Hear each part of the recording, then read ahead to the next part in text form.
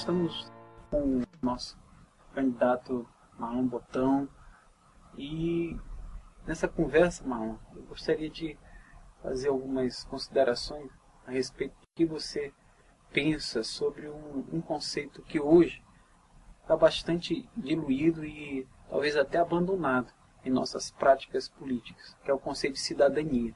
Mas antes, convém que a gente possa fazer um breve resgate do que vem a ser a cidadania.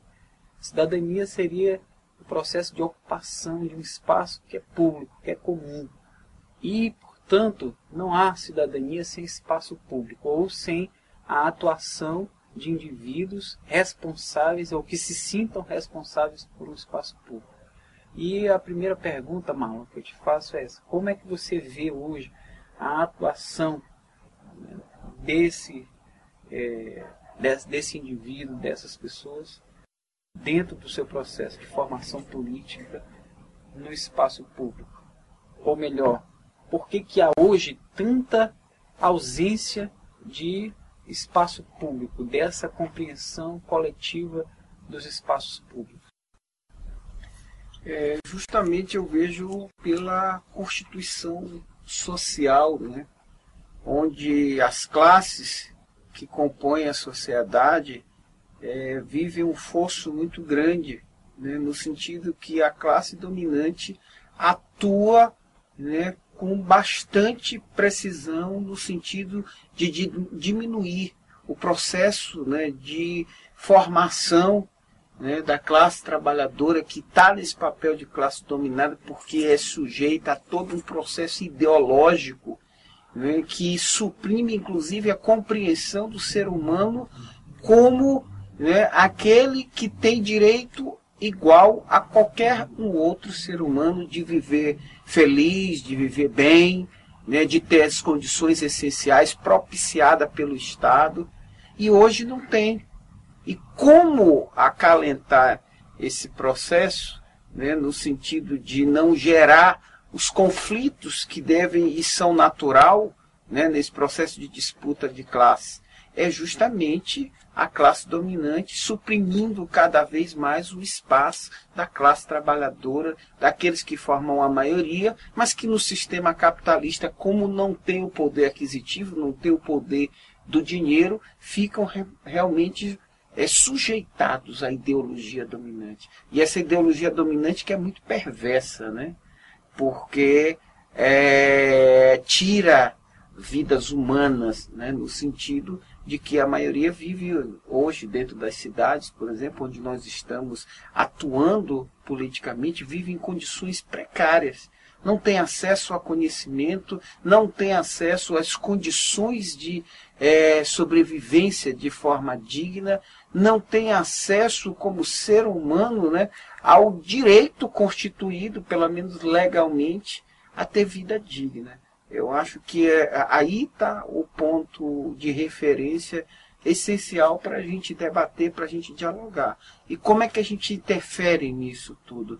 É justamente nos processos, criando os conflitos que são necessários para a gente desenvolver, né, um novo formato de sociedade, começar a forjar um novo formato e interferir no processo de construção, né, desses conflitos, no primeiro momento procurando construir junto com os iguais, né? No caso, eu faço parte da classe trabalhadora, eu sou uma pessoa que vem, né, da periferia e, nesse sentido, eu procuro estar ocupando esse espaço, construindo esse espaço junto com outros iguais a mim. É um processo de disputa, né? E que hoje é muito difícil para nós, pelo sentido de que gerações e gerações foram sendo subjugadas e que hoje não tem essa consciência de classe, do que eu acho que o ponto principal é esse.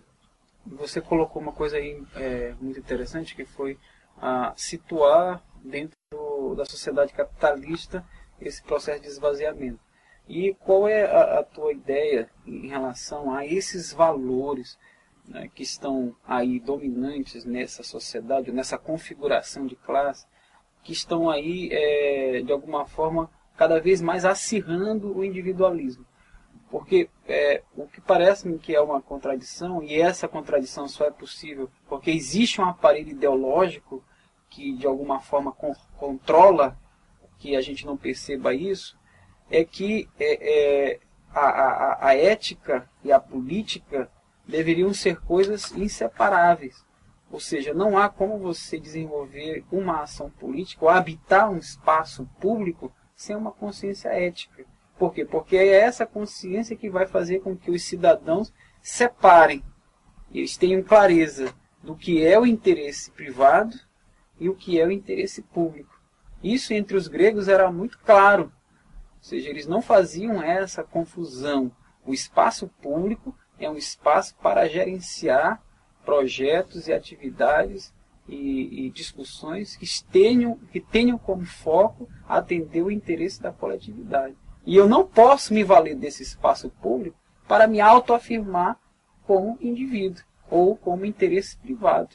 Então hoje é muito, infelizmente a gente observa muito isso, que muitas pessoas se valem do cargo público para se autoafirmar a partir de interesses privados. Ou seja, há aí uma quebra muito visível sobre o que é a política no seu real significado do termo e o que viria a ser a atuação do cidadão. Então, como é que tu vê essa questão de uma sociedade profundamente desigual, classista e cada vez mais, de alguma forma, acirrando o processo do individualismo, ou esses valores individualistas, de alguma forma, fazendo com que a gente perca o horizonte do espaço público. Isso não é, na tua avaliação, decisivo para que a gente possa ter, de alguma forma, uma formação política hoje na nossa juventude, por exemplo, completamente, de alguma forma, despolitizada, até descrente de que é possível uma transformação coletiva dentro da ação política dos nossos representantes? Olha, sem dúvida alguma, Jorge, eu me preocupo muito, né, como pai de família, do que poderá vir às próximas gerações a continuar e todo esse processo que eu chamo de processo de degradação humana provocada pelo modo de produção capitalista, né? Onde justamente o valor que você tem está diretamente agregado aos bens materiais que você consegue acumular. Sim. Essa é uma questão que a gente tem que debater em profundidade e debater no seio da família, debater nos espaços públicos que deveriam, né, ser voltados todos para esse sentido de construir a coletividade. Né? E hoje, espaços, inclusive, que são reservados até para as pessoas se integrarem, indiretamente forçam esse processo degenerativo também. A gente vê aí em diversas igrejas, né, as pessoas buscando um outro universo, um outro mundo, um mundo de paz, de harmonia, mas a partir do bem interior individual. O processo nunca é coletivo, né, e sempre buscando um salvador da pátria. Não se constrói as coisas nunca nesses processos dentro da coletividade. Isso é uma coisa muito preocupante, porque nós estamos vendo os reveses concretos disso, né? Está aí a sociedade se digladiando, o Brasil, né? E o nosso Estado não é diferente, vive, no meu ponto de vista, um processo de barbárie. Porque a vida humana, o centro disso tudo, a vida humana passa a ser banalizada. As pessoas estão matando, né, destruindo outras vidas por causa de um celular, né, por causa de um relógio. E isso de uma vez, cada vez mais frequente. E o poder público, né, que deveria estar atuando muito além das ações paliativas que faz, né, como vem com o aparato policial, né, com outras ações no sentido paliativo, que eu chamo, por quê? Porque não está interferindo na essência. E o que é a essência? É a formação humana. né? Nós evoluímos, né? Hoje nós temos um país, uma nação evoluída tecnologicamente. Mas quando você vê os aparatos tecnológicos, os setores de comunicação, e aí entra já hoje as mais recentes como as redes sociais, o que está em volta disso? Qual é o processo que se tem, inclusive com intervenção, né, que deveria ter do poder público para gerar mais conhecimento e formação coletiva? Nenhum. Todos os processos são no sentido de incentivar sempre o individualismo, consolidando um modelo, né, que é extremamente de exclusão, né, do homem pelo homem. Quem tem poder aquisitivo vale e se perpetua, e quem não tem poder aquisitivo simplesmente não é descartável. Bom, aí tu já viu isso, Jorge? A que ponto nós estamos chegando? O ser humano passar a ser algo descartável por conta de que ele não conseguiu acumular bens materiais. E o aparato, né, esse aparato ideológico é o tempo todo funcionando para consolidar essa visão, para consolidar, né, essas concepções. E aí entra a nossa juventude, nesse círculo vicioso. E isso para nós é muito ruim, porque você não consegue mais ver naqueles, inclusive, que poderiam estar protagonizando uma nova realidade, né, a partir de um primeiro plano, consciência crítica. A gente não vê. É uma minoria, e essa minoria fica quase que isolada, né, em pequenos segmentos, e que não conseguem ter extensão, né, junto à maioria. A maioria não consegue reconhecer esses pequenos focos. E aí o processo de degradação, do meu ponto de vista, avança de forma muito perigosa. Então nós temos que estar realmente fazendo a luta, né? Hoje eu sou candidato a vereador em São Luís com esse compromisso, primeiro.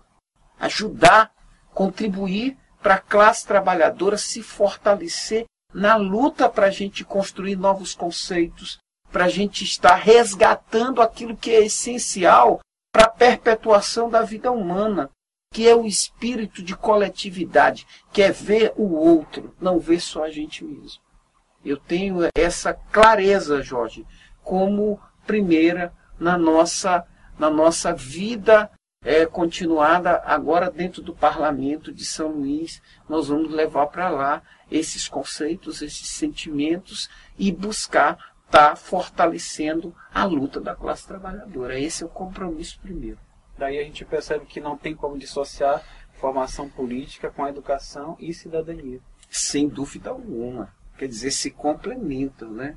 E quando a gente tem justamente, né, a ação política comprometida, né, com a cidadania, que é justamente todos tendo criticidade, todos estarem dentro do conflito que é natural nas relações humanas, buscando refazer permanentemente as nossas relações, mas sem perder de vista a coletividade. Isso é essencial. E sem perder de vista que o bem maior que a gente tem é a vida. É a vida. Eu acho que resgatar isso em cada espaço, em cada esfera política, é um compromisso nosso para a vida inteira, de todos nós. E no meio político, na militância política, eu sempre fiz com esse sentimento. E esse é o sentimento que eu vou levar para a Câmara